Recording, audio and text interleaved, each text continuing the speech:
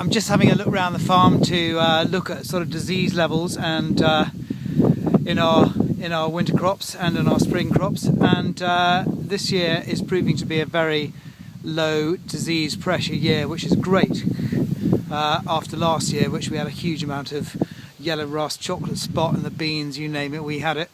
But you can see in this wheat here, you can see that all the leaves are incredibly clean. I mean, obviously one or two of the lower ones have died off now, but that's what you would expect. But all the leaves are very clean. There's one or two ears just sort of about to burst their boot, so it'll be on ear within the next 10 days. This field's been undersown.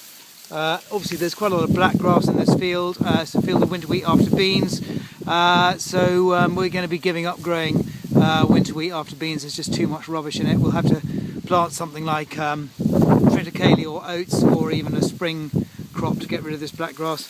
But also looking down here, you can see also that this has been undersown, and you can see the little clover plants sort of just coming up here. We've got lots of different types of clover in this mix, and it's good to see that's all germinated, and hopefully it'll stay in the bottom of the crop so it doesn't get in the way when it comes to harvest. Okay, so this is the spelt. Sorry, it's a bit windy, I hope you can hear me. This is the spelt, which is also just sort of beginning to come out on ear. This is probably one of our taller crops. It's usually a lot taller than this, but everything's short this year because of the long cold winter that we had. But as far as disease in the spelt is concerned, there's very little. There's lots of lovely green leaf there. You can see the ears just beginning to pop out of the top, and I'll come back and show you when the ears are fully out, because it's a very beautiful crop. The ear's a really lovely long ear. Also, just to get an idea of, see that our ground is cracking. That's what this clay soil does. So it just shows you how dry it is already.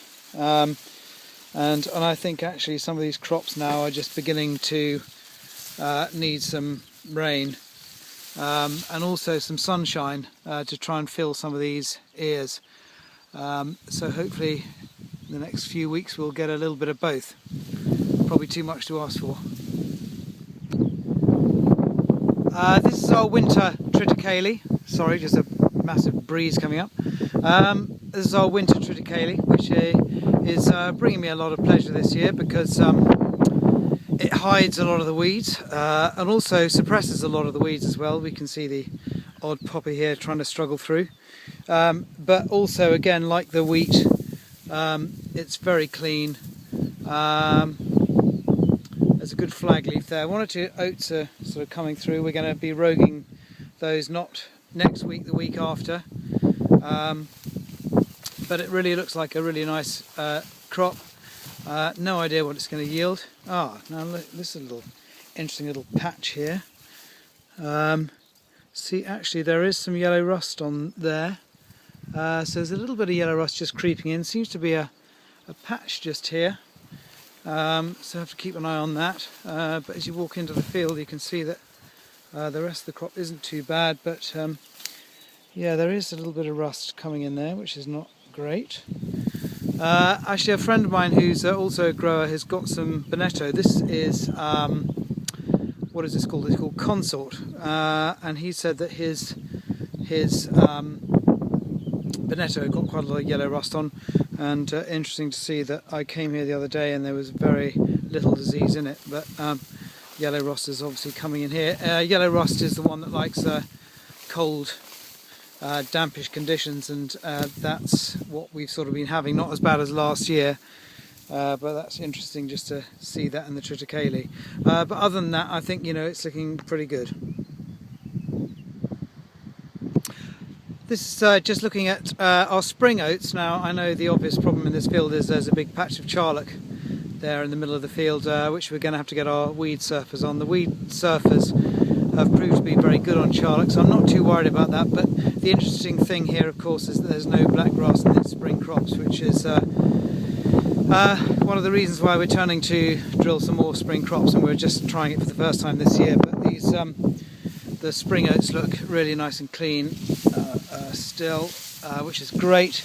quite a bit of clover. There's some bindweed there, but there's also quite a bit of clover coming up in there as well, which will be seed from previous years actually. This has been undersown. One is questioning why I did that actually, because we've got a good bit of clover coming in it already.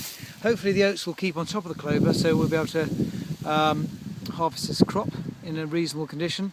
But at the moment all the spring crops this year, I have to say, even though they went in late, are all looking fantastic and are potentially at the moment looking like they could be our crops of the year.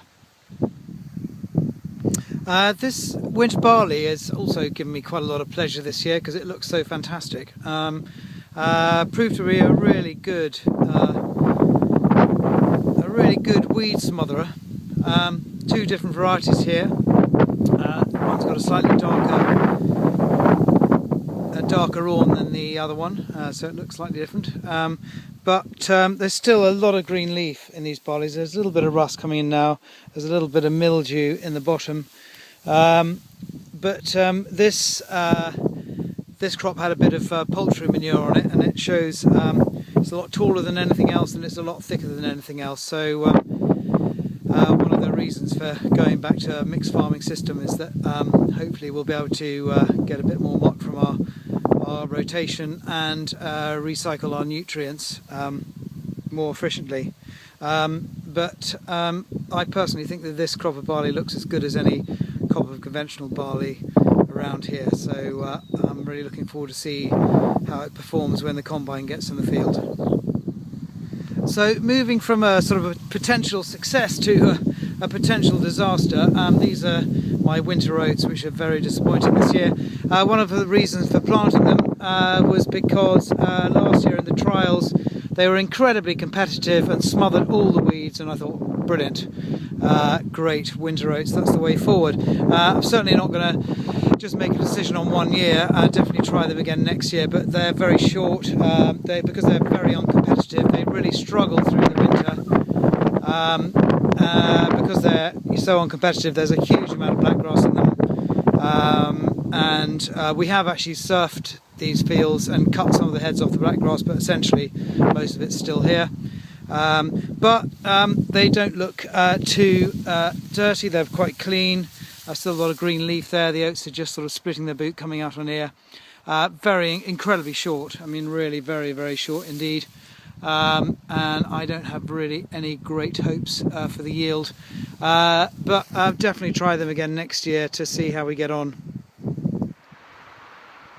And lastly, onto my beans, which actually have grown a lot in the last week. We had a really sunny week. It's still been very dry, but I think they've really enjoyed the sun and they've really shot up. They're still flowering away.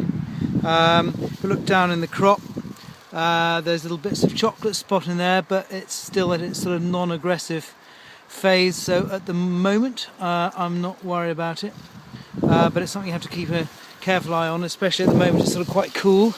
Just seeing if there's any pods coming on these lower ones yet, but as you can see, last year all these beans were pretty much dying off already because of the amount of chocolate spot, and this year they seem to be coping quite well.